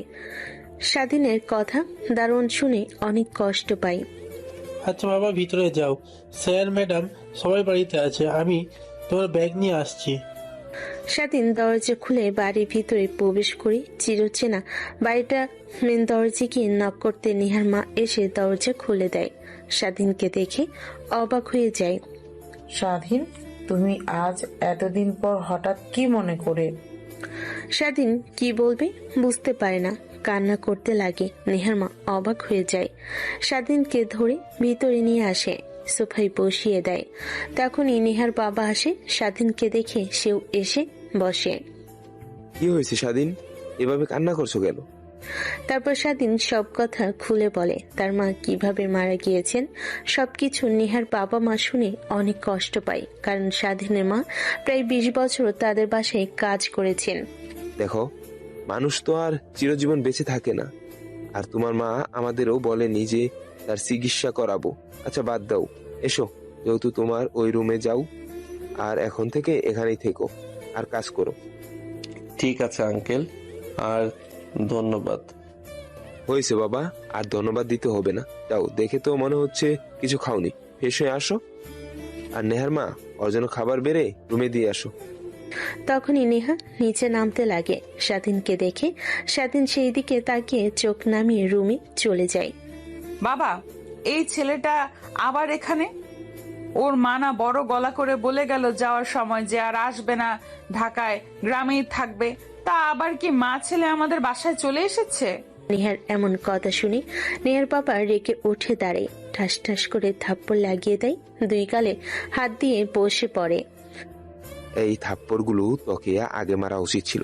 তুই মানুষকে মানুষ মনে করিস না নাকি? ওরা কি ফিতে থাকে বাড়িতে? কাজ করে থাকে ওরা। চলে যাওয়ার পর তো কতজনে না কষলো দেখলি না? 1 মাস হলো ঠিক মতো কাজ করে না, উল্টো আরো জিনিসপত্র চুরি করতো। ওনাদের মতো ভালো মানুষই হয় না। আর স্বাধীনের মা মারা গিয়েছে, ওর মামা বাড়ি থেকে বের করে দিয়েছে, তাই কোথায় যাবে বুঝতে না পেরে এখানে এসেছে। তাই বলে তুমি আমাকে মারবে? আর আমি কি এমন বলেছি? দেখো, আমি তোমার কোনো কথাই শুনতে চাচ্ছি না। এখন শুধু তুমি তোমার রুমে যাও, এমনিতেই ভালো লাগছে না। নেহা উঠে দাঁড়িয়ে দেখে তার মা আর বাবা দুজনেই মনমারা হয়ে বসে আছে। নেহার অনেক খারাপ লাগছে, কিন্তু বুঝতে না দিয়ে উঠে রুমে গিয়ে দরজা আটকে দেয়। ফ্ল্যাশব্যাক। দেখো মা, আমরা অনেক গরিব, স্বাধীনকে অনেক কষ্ট করে বড় করেছি। আমার একমাত্র ছেলে, আমি চাই না ওর জীবন নষ্ট হোক। তুমি অনেক ভালো, আমি লক্ষ্য করেছি তুমি ওকে ভালোবাসো, কিন্তু একটা কথা কি, বামুন হয়ে কখনো চাঁদে হাত বাড়াতে হয় না। তোমার বাবা মা আমাকে অনেক বিশ্বাস করে, তাদের এইখানে কাজ করছি এখন প্রায় 20 বছর হলো। কখনো আমাকে তোমার বাবা তুই করেও বলেনি, কিন্তু আমি চাই না এরকম কিছু কখনো হোক। তাই আমরা চলে যাচ্ছি, আর তুমি নিজের যত্ন নিও মা। বর্তমান স্বাধীনের মায়ের কথাগুলো নিহা ভাবতে লাগে আর অঝরে কান্না করতে লাগে। চিন্তা করবেন না আন্টি, আগে হয়তোবা বুঝতে পারিনি, কিন্তু এখন সব বুঝতে পারছি। আর আপনার ছেলেকে হাতছাড়া করছিল, নিজের করে তার নেওয়া অবধি। আমি আপনার মতো ওর পাশে আজীবন থেকে ছায়া দিয়ে যাব। কথাটা বলে নেহা নিজেকে স্বাভাবিক করে নেয়। তারপর বেলকুনিতে গিয়ে দাঁড়ায়, দেখে স্বাধীন বাহিরে দাঁড়িয়ে থেকে কার সঙ্গে যেন কথা বলছে। তুই চিন্তা করিস না, আমি চলে এসেছি। তাদের বলেছি, তারা অনেক কষ্ট পেয়েছে, আমাকে থাকতে দিয়েছে। সে আগের কাজ, তাদের বাসায় কাজ করতে হবে। দেখি পাশাপাশি লেখাপড়াটা চালিয়ে যেতে পারি কিনা। আচ্ছা দেখ, বুঝিয়ে বললে ঠিক পারবি। আর ফ্রি হলে আমাকে ফোন করিস। আচ্ছা, এখন ফোন রাখি, ফ্রি হয়ে তোকে আবার ফোন করব। নেহা নিচে এসে কথা বলতে দেখে উল্টাপাল্টা চিন্তা করতে লাগে। স্বাধীন রুমে এসে দেখে নেহার মা খাবার টেবিলে রেখে দিয়ে যাচ্ছে। আন্টি, আপনি কষ্ট করতে গেলেন কেন? আমাকে বললে আমি খেয়ে আসতাম। কেন বাবা, এত দূর পর্যন্ত জার্নি করে এসেছো, শরীরটা অনেক ক্লান্ত, খেয়ে ঘুমিয়ে নাও। এত কথা বলো না তো। ঠিক আছে আন্টি, আর ধন্যবাদ। স্বাধীনের কথা শুনে নেহামা একটা হাসি দিয়ে রুম থেকে চলে যায়। স্বাধীন ওয়াশরুমে গিয়ে ফ্রেশ হয়ে তোয়ালে দিয়ে হাত মুছতে মুছতে রুমে এসে দেখে নেহা তার খাটের উপর বসে ফোনে কি যেন দেখছে। ম্যাম, আপনি এখানে? কেন আসতে পারি না নাকি? তা না, কিন্তু এত রাতে আমার রুমে আঙ্কেল আন্টি দেখলে অন্য কিছু মনে করবে। যা মনে করার তা করুন, তোকে নিয়ে ভাবতে হবে না। এখন বল, বাইরে তখন দাঁড়িয়ে হেসে হেসে কার সঙ্গে কথা বলছিলি? আর তোর ফোনের লক কি? ম্যাম, আমার গ্রামের বন্ধুর সঙ্গে কথা বলছিলাম, জানিয়ে দিলাম যে ঠিক মতো এসেছি। আর আমার ফোনে লক আপনাকে বলবো কেন? দেখেন, আপনি যা শুরু করেছিলেন তার জন্য কিন্তু মা আমাকে এখান থেকে গ্রামে নিয়ে গিয়েছিল। প্লিজ আমাকে একটু একা থাকতে দিবেন। আপনি যা ভাবছেন তা কখনো সম্ভব না। থাক, এত কথা বলিস না তো, খাবার খা, অনেক টায়ার্ড দেখাচ্ছে তোকে। স্বাধীন ফোন হাতে নিয়ে লক খুলতে নেহা তার ফোন চেয়ে নিয়ে দেখতে লাগে। স্বাধীন সেদিকে আর না মনোযোগ দিয়ে খাবার খেতে লাগে। খাবার খাচ্ছিল, নেহার দিকে নজর যেতে দেখে তার দিকে অপলক দৃষ্টিতে তাকিয়ে আছে। বিয়ে করবি আমাকে তুই? ম্যাম, কি বলেন আপনি? বিয়ে? তাও আবার আপনাকে শুধু শুধু হাসালেন। এখন আবার বিয়ের ভূত মাথায় উঠেছে? আরে আমি সিরিয়াস, সত্যি বলছি, আমাকে বিয়ে করবি? নেহাকে সিরিয়াস ভাবে বলতে দেখে স্বাধীন বিষম খেয়ে যায়। নেহা উঠে গ্লাসে পানি ঢেলে সামনের দিকে এগিয়ে দেয়। স্বাধীন খেতে লাগে। প্লিজ ম্যাম, জানতে রুম থেকে আমি চাই না আপনাদের এই কাজ ছেড়ে দিতে, আর শহরে তেমন কিছু চিনিও না, তো প্লিজ আমাকে ডিস্টার্ব করবেন না। আপনার পা জড়িয়ে ধরে বলছি। আরে কি করছো তুমি? পা জড়িয়ে ধরছো কেন? তোমার স্থান আমার পায়ে না, আমার বুকে। কথাটা বলে নেহা স্বাধীনকে তার সঙ্গে শক্ত করে জড়িয়ে ধরে। আরে ম্যাম, আবার কি শুরু করলেন বলেন তো? ছাড়েন বলছি, ছাড়েন। নেহা ছেড়ে দিতে স্বাধীন ঠাস ঠাস করে থাপ্পড় লাগিয়ে দেয় নেহার দুই গাল চেপে ধরে স্বাধীনের দিকে তাকিয়ে থাকে। বড় বলে কিছু বলিনি, কিন্তু আর চুপ করে থাকবো না। আপনি কি শুরু করেছেন? হ্যাঁ বলেন তো। জানেন কি, আপনার জন্যই আমি আমার মাকে হারিয়েছি। যদি এখানে থাকতো আমি জানতে পারতাম আর ভালো চিকিৎসা করাতে পারতাম, কিন্তু গ্রামে যাওয়ায় জানতে পারিনি আর জিজ্ঞাসা করতে পারিনি। সব আপনার দোষ। আর হ্যাঁ, নেক্সট টাইম যদি আমার সাথে এরকম কিছু করেন তাহলে আমি সোজা এই বাসা থেকে বের হয়ে যাব আর কখনোই ফিরে আসবো না। তারপর স্বাধীন আবার খাবার খেতে লাগে। নেহা উঠে তার রুমে চলে যায়। স্বাধীন নেহার যাওয়ার দিকে তাকিয়ে থাকে। কেন জানি স্বাধীনে অনেক খারাপ লাগে, কিন্তু বুঝতে দেয় না। খাওয়া দাওয়া শেষ করে ফোনে তার বন্ধুদের সঙ্গে মেসেজ করতে করতে ঘুমিয়ে পড়ে। সকালে ঘুম থেকে উঠে বাড়ির বাহিরে এসে দেখে গাড়ি অপরিষ্কার, তাই পাইপ লাইন ছেড়ে দিয়ে গাড়ি পরিষ্কার করতে লাগে। গাছে থাকা অতিরিক্ত ডালপালা পরিষ্কার করতে লাগে। নেহার বাবা জগিং করার জন্য বের হলে স্বাধীনকে দেখে বলেন, আরে বাবা, তুমি আবার কি শুরু করলে? যাও ঘুমাও, একটু রেস্ট নাও। তোমার উপর দিয়ে অনেক দখল গিয়েছি, তোমাকে এখনো তো কাজ করতে হবে না, পরে করিও। তাহলে কি আর হয়? তুমি কি প্রাইভেট কার ড্রাইভিং করতে পারো? আঙ্কেল, শিখেছি কিন্তু লাইসেন্স করা হয়নি। গ্রামের এক বন্ধুর প্রাইভেট কার ছিল, ওইখান থেকে শিখেছি, এখন পারি। ও আচ্ছা, তাহলে তো ভালোই। তোমাকে আর রুমের ফ্লোর, জামা কাপড়, খাবার রান্না করতে হবে না। এখন থেকে নেহাকে তুমি তার ভার্সিটিতে নিয়ে আসবে। আর নেহার ভার্সিটির পাশে কলেজ আছে, ওখানে তুমি ভর্তি হয়ে নিও। পড়াশোনা একদমই ছাড়া যাবে না। লেখাপড়া করলে আমার অফিসে তোমাকে একটা ভালো জব দিয়ে দিব। ধন্যবাদ আঙ্কেল আপনাকে। ধন্যবাদ দিতে হবে না। এখন রুমে যাও, রেস্ট নাও। একটু পর নেহা ভার্সিটিতে গেলে তাকে নামিয়ে দিয়ে এসো। কথাটা বলে নেহার বাবা বাইরে জগিং করতে যায়। সেদিন ভালোভাবে পরিষ্কার করে গাড়িটা ভালোভাবে ধুয়ে রেখে আসে। যেই যাবে তখনই পা পিছলে পানিতে পড়ে যায়। নেহা দেখে হেসে ফেলে। স্বাধীন ওর দিকে তাকায়। নেহা দেখে তার রুমে চলে যায়। স্বাধীন তার রুমে গিয়ে গোসল করে নেয়। কলেজে ভর্তি হবার জন্য প্রয়োজনীয় কাগজপত্র গুছিয়ে নেয়। একটু পর কাজের মেয়ে খাবার নিয়ে আসে। স্বাধীন খাবার খেয়ে নেয়। তারপর নিজেকে পরিপাটি করে গাড়িতে গিয়ে বসে অপেক্ষা করতে লাগে। একটু পর নেহা আসে, গাড়িতে উঠে বসে। স্বাধীন গাড়িটা স্টার্ট দেয়। ম্যাম, আমি তো আপনার ভার্সিটি চিনি না, প্লিজ কোন দিকে যাব আমাকে একটু আজকে চিনিয়ে দিলেই হবে। আচ্ছা ঠিক আছে, গাড়ি চালাতে পারিস তো ভালোভাবে, নাকি অ্যাক্সিডেন্ট করে মারবি আবার আমাকে? নেহার কথা শুনে স্বাধীন একটা হাসি দিয়ে গাড়ি স্টার্ট দিয়ে বের হয়। নেহা দেখিয়ে দিতে লাগে। প্রায় 20 মিনিট পর ভার্সিটিতে চলে আসে। সামনেই পার্কিং লট আছে, ওইখানে গিয়ে অপেক্ষা করবি। আমার ভার্সিটির ক্লাস শেষ হবে 1টার দিকে। আমি যেন এসে তোকে ওইখানে দেখি। মানে ম্যাম, কলেজে ভর্তি হতাম, আসার সময় দেখেছি ভার্সিটির পেছনে একটা কলেজ আছে। আঙ্কেল ওইখানেই ভর্তি হতে বলেছে আমাকে, তাই এখানে যাব। ও আচ্ছা, যা তাহলে। আর তোর নাম্বারটা দেখ, সিম নিয়ে তো আর ফোন কল যায় না, নাম্বার চেঞ্জ করেছিস তুই হয়তো। স্বাধীন নাম্বার দিয়ে দেয়। নেহা ভার্সিটিতে ক্লাস করতে চলে যায়। স্বাধীন গাড়ি রেখে হাঁটতে হাঁটতে কলেজে চলে আসে। তারপর প্রিন্সিপালের রুমে গিয়ে সবকিছু কমপ্লিট করে ভর্তি হতে লাগে।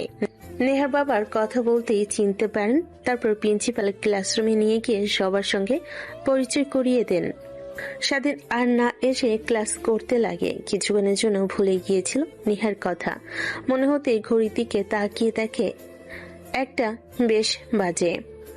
স্বাধীন স্যারের কাছ থেকে বিদায় নিয়ে দৌড়াতে দৌড়াতে ভার্সিটিতে চলে আসে। এসে দেখে নেহা আর তার অনেক বান্ধবীরা গাড়ির উপরে বসে আছে। সরি ম্যাম, সরি, আসলে ভুলেই গিয়েছিলাম। প্লিজ কিছু মনে করবেন না, আর এরকম হবে না। হয়েছে, আর এত কিছু বলতে হবে না। আর এই তোরা সবাই ওঠ, আমার তরফ থেকে আজ তোদের সবাইকে ট্রিট দিব। এই সবাই ওঠ, নেহা আজকে ট্রিট দেবে। ইয়াহু!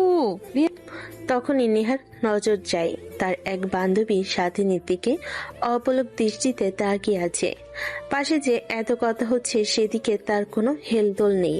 নেহা গিয়ে বলে, কিরে তোর আবার কি হলো, এভাবে তাকিয়ে আছিস যে? আরে না, সেরকম কিছু না, চল তোরা সবাই চল। কথাটা বলে সামনে দরজা খুলে উঠতে যাবে অমনি নেহা সরিয়ে দিয়ে উঠে পড়ে। নেহার বান্ধবীরা পিছনে ছিটে গিয়ে বসে থাকে। স্বাধীন উঠে ড্রাইভ করতে লাগে। নেহা রেস্টুরেন্টের নাম বলে স্বাধীন যেতে লাগে। একটু পর রেস্টুরেন্টের সামনে গাড়ি দাঁড় করে। সবাই গাড়ি থেকে নেমে যায়। স্বাধীন নামে না, সাথে ওই মেয়েটাও। কিরে তোকে কি এবার দাওয়াত দিয়ে আনতে হবে নাকি? আয়। আরে না, তোরা যা, আমার ভালো লাগছে না, আমি গাড়িতেই অপেক্ষা করি, তোরা খেয়ে আয়। আচ্ছা তুই গাড়িতে থাক, আর স্বাধীন তুই আয় আমাদের সাথে, তুইও কিছু খেয়ে নিবি, মুখ তো শুকিয়ে গেছে। না ম্যাম, আপনারা যান, এনজয় করেন, আমি এখানেই ভালো আছি, বাসায় গিয়ে খেয়ে নেব। আমি তোকে আসতে বলেছি, আয়, এত কথা বলছিস কেন? নেহার তীক্ষ্ণ কণ্ঠ শুনে স্বাধীন ভয় পেয়ে গাড়ি থেকে নেমে পড়ে। সঙ্গে সঙ্গে নেহার বান্ধবীও নেমে যায়। তুই আবার গাড়ি থেকে বের হলি কেন? একটু আগে তো বললি তোর ভালো লাগছে না, গাড়িতে থাকবি। আরে না, ওইটা তো তোকে এমনি বলেছিলাম, দেখার জন্য, দেখি তুই কি করিস। আচ্ছা চল। তারপর সবার খাবার দেয়। স্বাধীন আরেকটা টেবিলে গিয়ে বসে খাবার খেতে লাগে। ওই মেয়েটাও স্বাধীনের টেবিলে যেতে নিলে নেহা বলতে লাগে, তুই কোথায় যাচ্ছিস? এখানে তো আমরা সকল ফ্রেন্ড সার্কেল আছি। না মানে আমি ওই টেবিলে যাই, এখানে চাপাচাপি করছে, ভালো লাগছে না তো, আমি এখানে রিল্যাক্সে খাবো। কথাটা বলে উঠে চলে যায়। তারপর খেতে লাগে আর স্বাধীনের সঙ্গে কথা বলতে লাগে। স্বাধীন হাসি মুখে কথা বলতে লাগে। দুজনকে হাসতে হাসতে কথা বলতে দেখে নেহার রাগ হতে লাগে। রাগে চামচ বাঁকা করে ফেলে। তার বান্ধবীরা দেখে ভয় পেয়ে তাকিয়ে বলে, হ্যাঁ কি হয়েছে তোর, এরকম করছিস কেন? তুই দেখে মনে হচ্ছে অনেক রেগে আছিস। আরে না, কই রাগ করছি, তোরা সবাই খাবার খা, আমার খাইতে ইচ্ছে করছে না, আমি গাড়িতে অপেক্ষা করছি। কথাটা বলে নেহা উঠে চলে যায় আর স্বাধীনের দিকে তাকিয়ে থাকে। দেখে মেয়েটার সাথে আরো হাসতে হাসতে কথা বলতে লাগে, কিন্তু নেহা কিছু না করে গাড়িতে গিয়ে রেগে ফুঁসতে লাগে আর বলতে লাগে, ওই শাকচুন্নি কি দেখতে আমার থেকেও বেশি হট সেক্সি যে তোর ওর প্রতি অ্যাট্রাকটিভ হয়ে গেলি? এত এত চেষ্টা করলাম কিন্তু তোকে আপন করে পেলাম না। এখন কিনা আমার সামনে আমার বান্ধবীর সাথে হেসে হেসে কথা বলছিস, আবার টিস্যু দিয়ে মুখ মুছে দিচ্ছিস। ওয়েট, বাসায় যাই, তারপর তোকে দেখাচ্ছি। তারপর সবাই খাওয়া দাওয়া শেষ করে গাড়িতে উঠে বসে। এক এক করে সবাই নেমে যায়, শুধু নেহা আর ওর নেহার বান্ধবী বাদে। তখন নেহার কানে কানে বলে, নেহা প্লিজ হেল্প কর না, তোর ড্রাইভারটাকে আমার অনেক পছন্দ হয়েছে, প্লিজ সেটিং করিয়ে দে না। ও আচ্ছা, তা ওর কি তোকে পছন্দ? কথা বলে যা বুঝতে পারলাম আমাকেও পছন্দ হয়েছে, শুধু বলতে পারছে না। কি সত্যি? আরে হ্যাঁ। আচ্ছা আমার বাসায় এসে গেছে, এখানে দাঁড়াও। যা বললাম প্লিজ বলিস ওকে, আমি ফোন করে বলবো। কথাটা বলে নেহার বান্ধবীগুলো নেমে যায়। স্বাধীন গাড়ি স্টার্ট দিয়ে সোজা বাসায় চলে যায়। গাড়ি পার্কে রেখে নামতেই দেখে নেহা তার দিকে রাগী ভাবে তাকিয়ে আছে। ম্যাম, এভাবে তাকিয়ে আছেন কেন? আর আপনাকে দেখে এত রাগী মনে হচ্ছে, কিছু কি হয়েছে? না, কিছুই হয়নি। কথাটা বলে নেহা চলে যায়। স্বাধীন তার রুমে চলে যায়। ফ্রেশ হয়ে বাইরে বের হতে দেখে নেহা এক হাতে ঝাড়ু নিয়ে রাগী ভাবে দাঁড়িয়ে আছে। স্বাধীন দেখে ভয় পেয়ে যায়। পুনরায় ওয়াশরুমে ঢুকতে যাবে, অমনি নেহা দৌড়ে গিয়ে কলার চেপে ধরে। রুমের মাঝখানে নিয়ে এসে দাঁড় করে, ঝাড়ু দিয়ে মারতে লাগে। ম্যাম, কি করছেন? প্লিজ ছাড়েন আমাকে। আর মারছেন কেন? মারছি কেন বুঝতে পারছিস না? হ্যাঁ, আমার সামনে আমার বান্ধবীর সাথে হেসে হেসে কথা বলিস, আবার নাম্বারও দিয়েছিস। শুনলাম এত দূর অব্দি চলে গিয়েছিস, আর আমি বললেই না না সম্ভব না। নেহার কথা শেষ না হতেই ফোনটা বেজে ওঠে। নেহা ফোন হাতে নিয়ে দেখে তার বান্ধবীর নাম্বার। রেগে ফোন আশা দিয়ে ভেঙে ফেলে। ম্যাম, কি করলেন এটা? আমার একটাই ফোন ভেঙে ফেললেন। ওইটাতে আমার কত বন্ধুর নাম্বার ছিল, ওদের সঙ্গে মেসেজ করতাম।